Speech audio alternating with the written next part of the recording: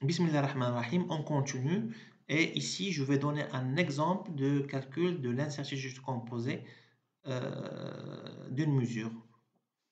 Ici, la fonction du mesurante y est égale à 3 indications divisées par 3, c'est la moyenne des indications, plus une composante relative à l'étalonnage et une composante relative à l'environnement. Donc, une erreur relative à l'environnement, une erreur relative à l'étalonnage. Donc, la loi de propagation, donc le U carré est égal à la somme des 3 erreurs, donc les 3 variances de chaque des indications, la variance de l'étalonnage et la variance de l'environnement. Donc, est égal à S carré sur 3 plus U de l'étalonnage divisé par K et puis la variance de la partie environnement. Donc, on a dit que pour une moyenne arithmétique, l'incertitude du type A, donc l'incertitude est égale au carré est égal à la variance divisée par n. Et par conséquent, l'incertitude est égale à l'écart type divisé par n. S carré, c'est l'estimateur de la variance de la population. S carré, c'est l'estimateur. N, c'est le nombre de répétitions. Donc, la variance de répétabilité est estimée lors des caractérisations du processus de mesure. Donc, voilà l'incertitude. L'incertitude, c'est l'écart type de la moyenne, ou bien la variance de la moyenne, qui est l'estimateur de la variance divisé au carré divisé par n. Donc, si on prend l'exemple précédent qui est composé de 3 indications, donc l'écart type, la variance de type A plus la variance de type B plus la variance au carré. Ici, il y a le carré. Voilà, le carré. Voilà, trois composantes.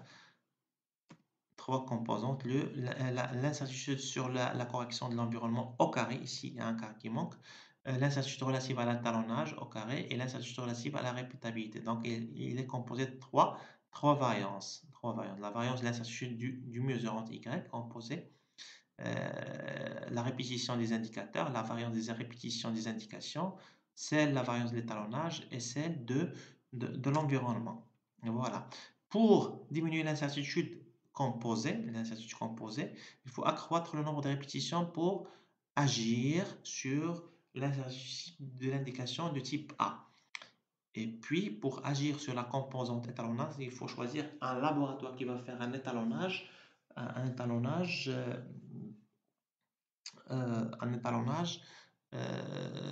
avec une incertitude très réduite. Et il faut agir sur l'environnement pour faire baisser l'incertitude relative à la variance. J'ai oublié de dire ici dans la fonction de propagation des incertitudes, la fonction, voilà, cette fonction-là.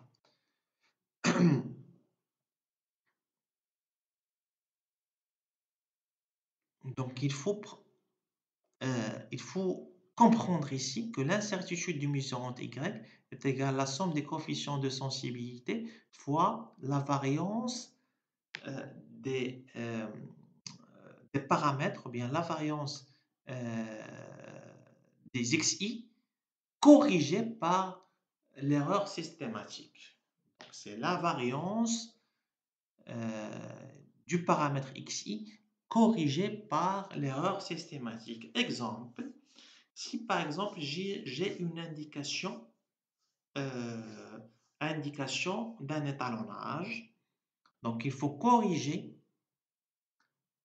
la valeur xi par l'erreur d'étalonnage. Donc corrigée par toutes les erreurs systématiques, y compris. Donc quand je dis erreur systématique, veut dire par exemple le cas de l'étalonnage. Donc l'erreur d'étalonnage, la variance ici est corrigée, ou bien du paramètre xi, elle est corrigée par l'erreur systématique. Les erreurs systématiques. Ici, on essaie de voir que les erreurs aléatoires. C'est une fonction qui concerne que les erreurs aléatoires. Cela veut dire que les erreurs systématiques ont été corrigées pour chaque paramètre xi. Voilà, pour chaque paramètre xi.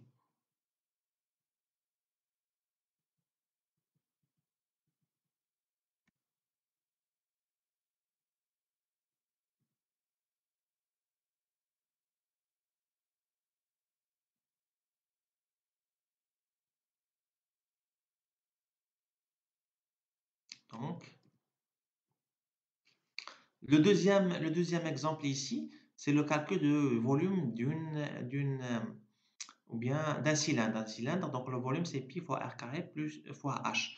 Donc la variance du mesurant y est égale à 2 pi r fois h au carré fois la variance relative à la grandeur grand R et bien sûr pi fois r carré le tout au carré fois la variance relative à la grandeur h. Cela suppose donc dans cette équation que les erreurs systématiques ont été corrigées.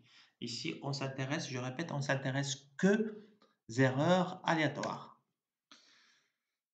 Finalement, j'arrive à la détermination de l'incertitude type élargie.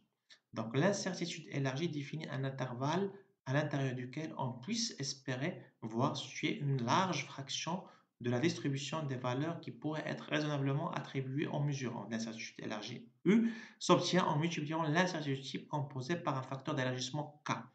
Donc, l'incertitude élargie, c'est l'incertitude composée multipliée par le facteur K. La meilleure estimation de la valeur attribuée à la mesurande y est petit y et qu'on peut s'attendre à ce que l'intervalle y moins u à y plus u comprenne une fraction élevée de la distribution des valeurs qui pourraient être attribuées raisonnablement à y. Voilà. Généralement, le facteur d'élargissement K pourrait avoir la valeur 2 ou 3. C'est le facteur d'élargissement K qui fournit un intervalle y plus ou moins grand U. Donc, y plus ou moins K fois UC qui est l'incertitude composée. Voilà.